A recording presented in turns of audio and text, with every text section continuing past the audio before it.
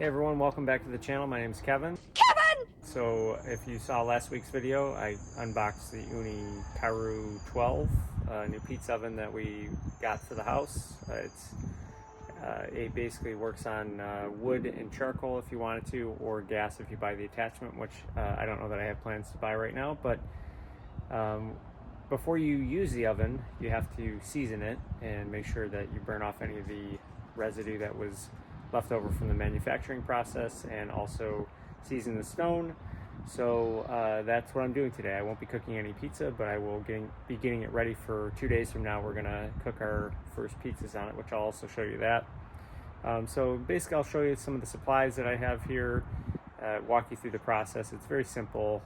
If you're buying one of these ovens and you're hesitant about what to do here, it's obviously no big deal. So first and foremost, I'm going to be using a combination of charcoal and wood because that is kind of what I found when I borrowed my friend's oven to be the best option. He also recommended that I do that, and it was easy first go around. So I have this lump charcoal. You want to use lump charcoal and not the briquettes because it will be less likely to have extra ash and dust, and it makes the when you're putting it in this basket here, it allows more airflow. This little part here serves two purposes. It basically serves to, I'm not gracefully getting this out of here.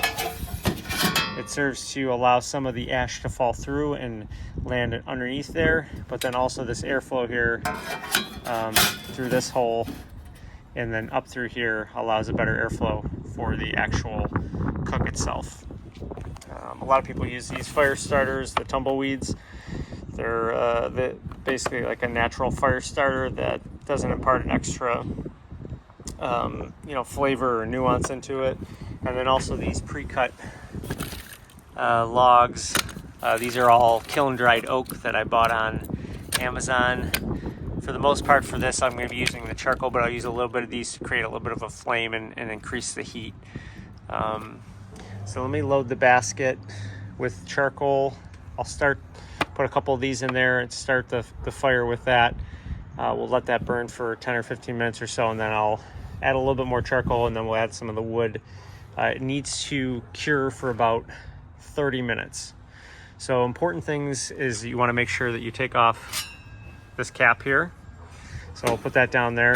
Obviously, if you were to take the chimney out and you're cooking with gas, you would use this to plug that hole because you don't need the chimney when you're using gas. You also don't need this door when you're cooking with gas, but to increase the draft in there and the efficiency of the fire, it's good to put that in there. One thing, if I were to say that if Ooni were to improve upon this design to come up with a solution for putting this somewhere, they have a really nice solution with the fuel door where it goes on the vent cover. So if you can see this here under there, that creates a hole through the oven for which air to flow underneath. So if there's wind outside, which there's a little wind today, it won't choke the flame because then you'll have this on top of here. But when you take this off and you're going to add more fuel in, you have a really nifty spot. There's a little catch on there to put on the back of the oven. Put fuel in, take it off, put it back on. But you have the spot to put this where it doesn't get hot or anyone is less likely to touch it, because this oven will get very hot. I won't be able to touch this when this is going. And you want to be careful if you have, little kids or pets around. But like I said, it would be nice to have, a holder for this. Maybe I can fashion one off to the side here. I don't really have a lot of room on this table to put it. And underneath here, I'm going to want to put my turning peel or my placement peel. And then, when the pizza comes out, I may want to put it here temporarily before I bring it to wherever I'm going to cut it. Anyway, that's just a little bit of a nitpick, but I'd say let me load the basket, and I'll show you how I load that. And then we'll put it in there and we'll light it. And I'll check back in with you when I've done that. So as you can see, I loaded my basket. I've got a couple of fire starters underneath there. And the trick is here is you load up with some of the charcoal but not over too much. You don't want to overfill the basket, and you always want to make sure that that hole is facing towards the back, which will then meet up with the hole in the back of the oven where the vent comes in. So you can kind of slide it in with your hand there as far as you can. Try and get it back in there as much as you can. Come back here and you just make sure it's seated as far back as it can, flush with the hole under here. And then you can take a couple other pieces of charcoal, smaller pieces. You don't want to go too big. You got to kind of be selective. And I'm just going to put one in there for now, but load it a little bit more because you can't put too much in there, otherwise it won't get through the narrow opening in the door. So let's do a little bit of a light here. There we go, there's one.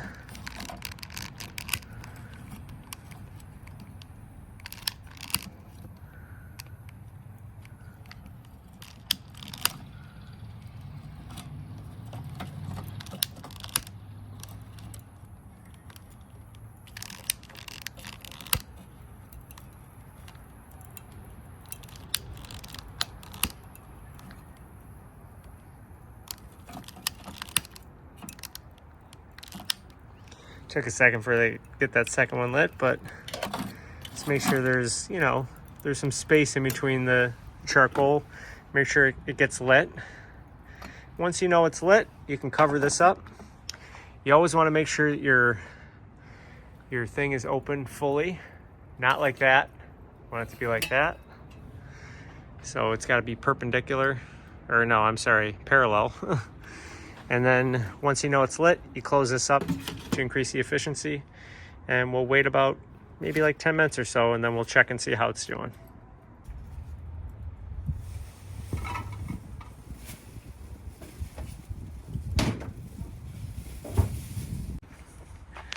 Okay, so it's been about 10 minutes or so. Let's have a look and see what's going on in here.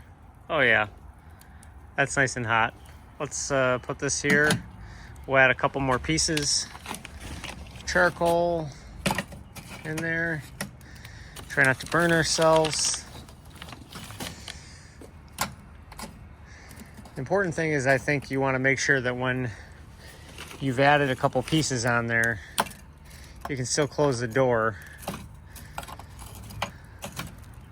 There we go. Oh yeah, we're good. Yeah. So, like I said, it's about maybe 10 or so-ish minutes. We'll let that burn for another 5 minutes or so, and we'll see where we're at. And then maybe add one of these bad boys on there. We want to make sure that it's up to temperature for about at least 30 minutes, they say. So we'll check the temperature on this to make sure that it's blasting at full heat. So I'll check back in. Just because I'm impatient, let's check and see. It's been maybe about 20 minutes with just the charcoal, no wood added yet. Let's see what the temperature of the stone is. So we'll take this off, set this to the side, and kind of see, yeah, we got a little bit of a rolling flame going in there.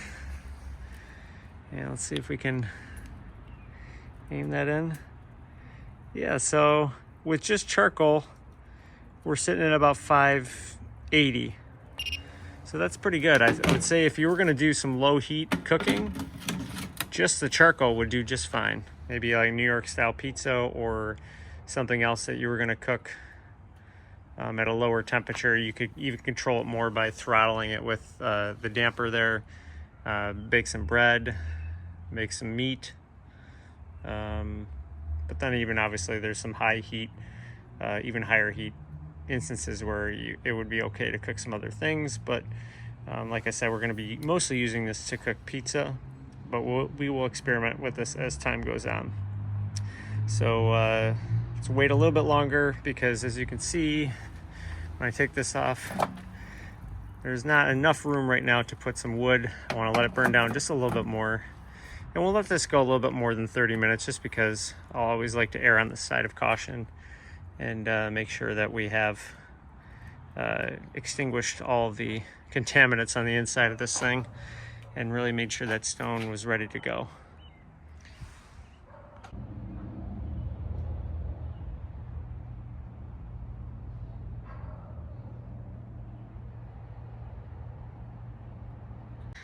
Okay, so you can probably see that we're to the point where we can definitely add some more in there. For some reason, that one on the right side there is not getting white. It's a little bit of a thicker piece, but I've got some varying degrees of size of oak, kiln-dried oak logs that are cut specifically 6 inches long to hopefully fit in this oven efficiently.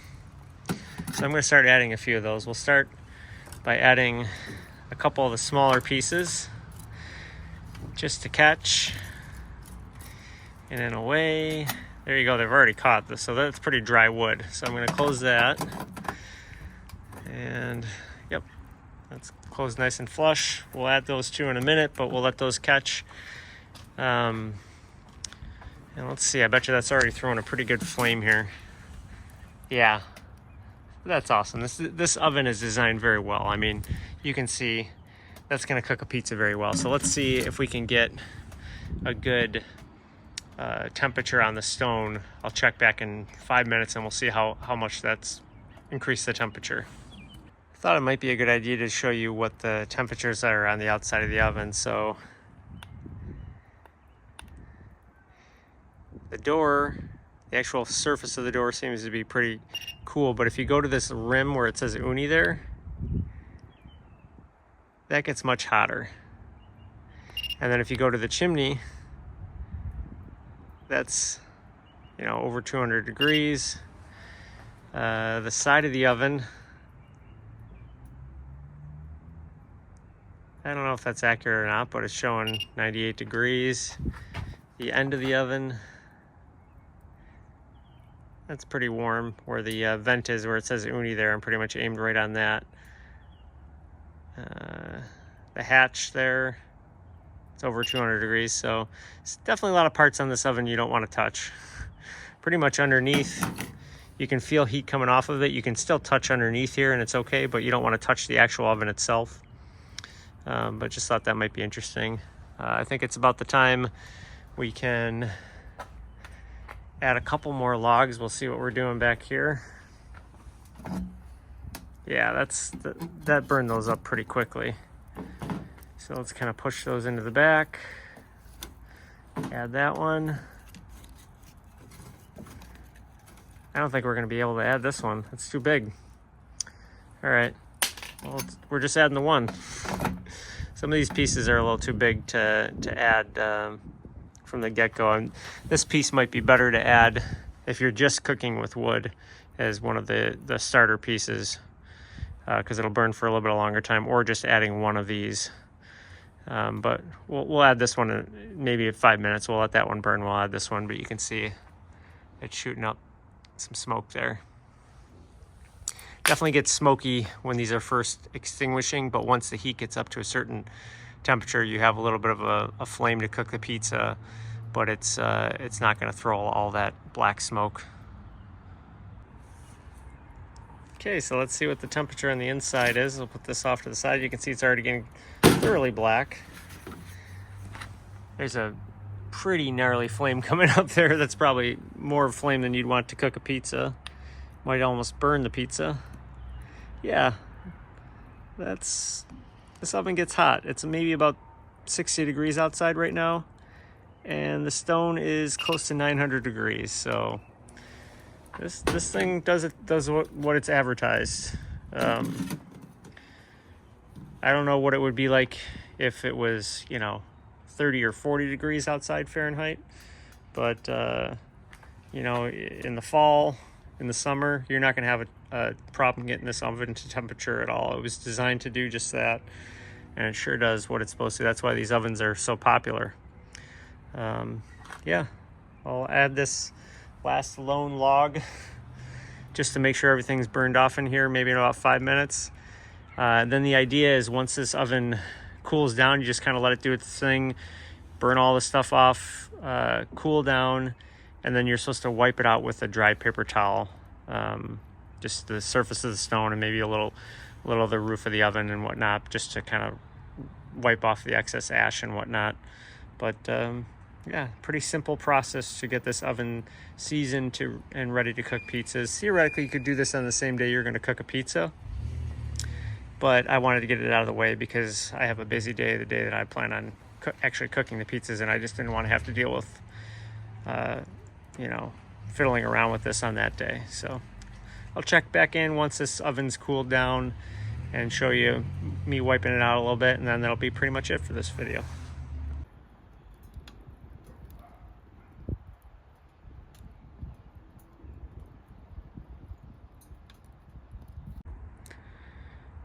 All right, so we're kind of running out of daylight here, but I wanted to come out and show you that the oven has been sitting like this. I had removed the fuel basket and put it in the Weber grill here, basically with all the vents closed to kind of choke the flame. So that should be pretty cool. I'll empty that out in a minute, just kind of, you know, dump out the coals and put it back in the oven. They tell you to clean out the grates there. Make sure that none of those are obscured because that obviously can affect the airflow. So I'll make sure I do that. You should do that in between each time you use the oven. When I taken this off before, it was still about 350 degrees. So I couldn't clean it quite yet, but let's just check the temperature now. Just make sure we're not gonna burn ourselves. Yeah. That is plenty cool. So you basically just take a paper towel, wipe out excess ash and whatnot. There's not really much that's coming out of there, but I think it's just more or less any of the manufacturing gunk that they use. They want to make sure that there's maybe a little bit on the top there, but they just want to make sure you're not putting anything onto the pizzas that could eventually go inside your body because you ate it. But I think for the most part, that's kind of what you need to do. There's really not much scrubbing that you need to do. You just need to kind of make sure there's no particulate on the stone, and right now it looks pretty clean. So I'd say our job is done here. So that's pretty much how you season the Ooni Karu 12. Very easy process. And now we can make pizza. So I will obviously be making some pizzas this weekend.